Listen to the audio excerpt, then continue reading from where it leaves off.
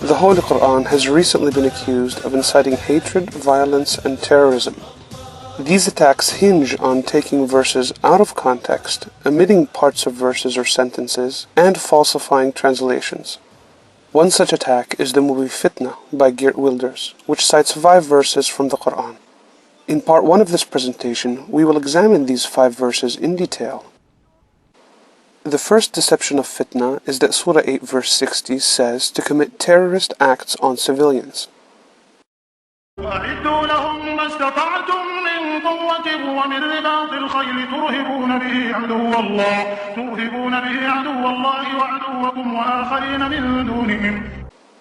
only is this translation false, fitna then fabricates a false context by showing terrorist acts on civilians that directly contradict the meaning of the verse. Let's examine this false translation. Fitna hides 2 previous verses, first to hide that them refers only to the treaty breakers, and second to hide the context of battle.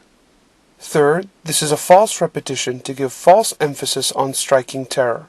The reciter repeated this phrase only to join the meaning when catching his breath. Fourth, the next verse is omitted, which requires peace offerings to be accepted. Now let's examine this passage in context. Those of them with whom thou madest a treaty, and then at every opportunity they break their treaty. If thou comest on them in the war, deal with them so as to strike fear in those who are behind them. Make ready for them all thou canst of armed force and of horses tethered, that thereby ye may dismay the enemy of Allah and your enemy.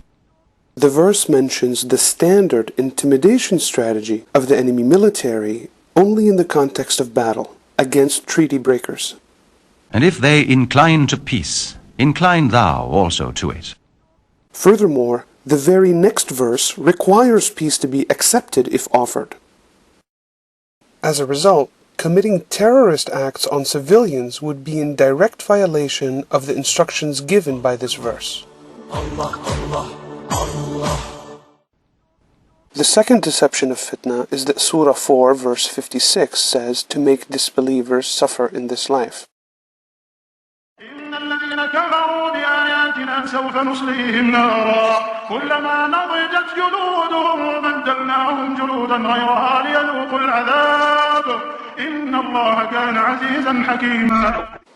Fitna then fabricates a false context by showing terrorist acts on civilians that again contradict the meaning of the verse. First, it's obvious that we refers to God. Second, the next verse is omitted, which gives glad tidings to those who believe. Now let's examine this passage in context.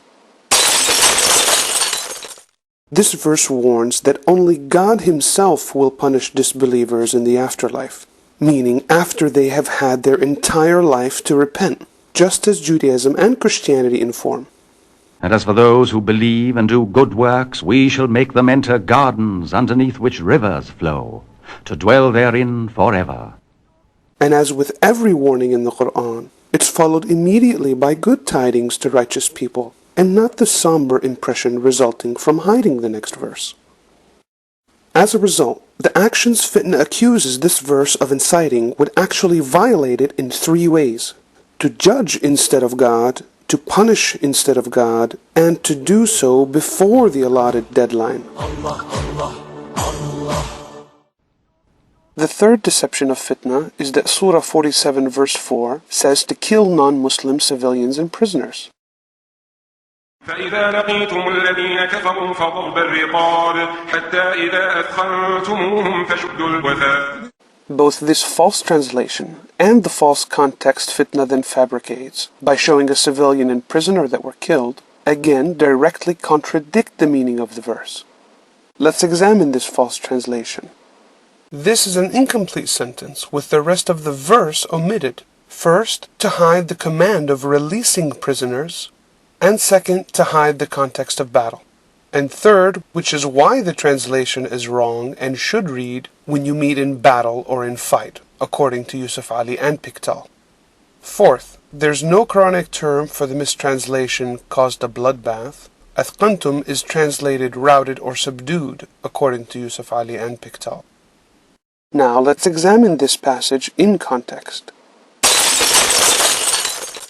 Now when ye meet in battle those who disbelieve, then it is smiting of the necks until when ye have routed them, then making fast of bounds. And afterward either grace or ransom, till the war lay down its burdens. That is the ordinance. Smite at their necks is the equivalent of shoot to kill, standard in all rules of engagement.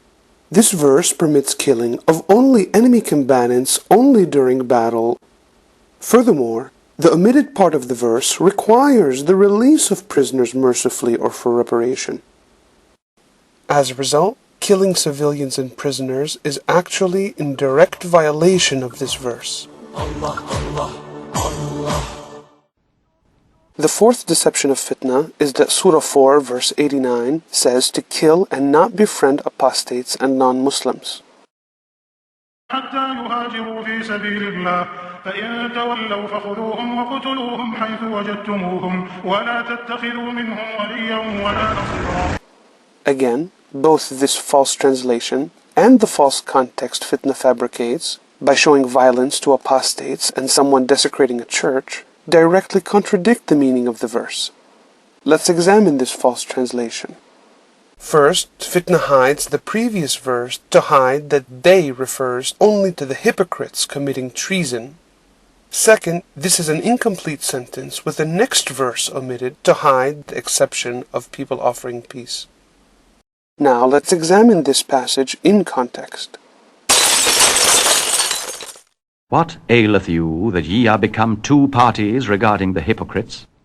So choose not friends from them, till they forsake their homes in the way of Allah. If they turn back to enmity, then take them and kill them wherever ye find them, and choose no friend nor helper from among them. This verse pertains only to hypocrites pretending to be Muslims and deserting the army again before a battle, like any traitor, and has nothing to do with either non-Muslims or apostates. Except those who seek refuge with a people between whom and you there is covenant. So if they hold aloof from you, and wage not war against you, and offer you peace, Allah alloweth you no way against them. And the omitted part of the sentence is the exception for people offering peace, or those joining people protected by a treaty. As a result, not only is this verse innocent of inciting hatred and violence to non-Muslims, again, such actions would actually be in violation of this same verse. The fifth deception of fitna is that Surah 8 verse 39 says to fight dissent to force Islam on the world. وقاتلوهم حتى لا تكون فتنة ويكون الدين كله لله. Both this false translation and the false context fitna then fabricates, by showing inflammatory speeches, again directly contradict the meaning of the verse. Let's examine this false translation. Fitna hides the previous verse, first to hide that them refers only to the persecutors, and second to hide that they are forgiven if they cease persecution. Third, this explains why the correct translation of the word fitna in this context, according to Yusuf Ali and Pickthall, is persecution or oppression, not just any disagreement or dissent. Fourth, this phrase is translated incorrectly, and this is because the rest of the verse is omitted, as we will see. Now let's examine this passage in context. Tell those who disbelieve that if they cease from persecution of believers, that which is past will be forgiven them. The omitted previous verse explicitly forgives religious persecutors if they cease, and does not demand conversion. And fight them until persecution is no more, and religion is all for Allah. That if they cease, then lo, Allah is seer of what they do. This verse calls to fight only to end persecution and oppression. The expression religion is all for Allah means choosing Islam should be entirely for the sake of Allah and not by force, especially viewing that the omitted end of the verse repeats again if they cease, which proves the objective is to end persecution. As a result, quite the opposite of oppressing people to accept Islam, this verse commands to fight, if needed, to liberate people from religious persecution or oppression. In conclusion, not only are these 5 verses innocent of inciting the accused acts of violence, such acts are in direct violation of those very same verses. Any person violating the Quran cannot be used to condemn Islam.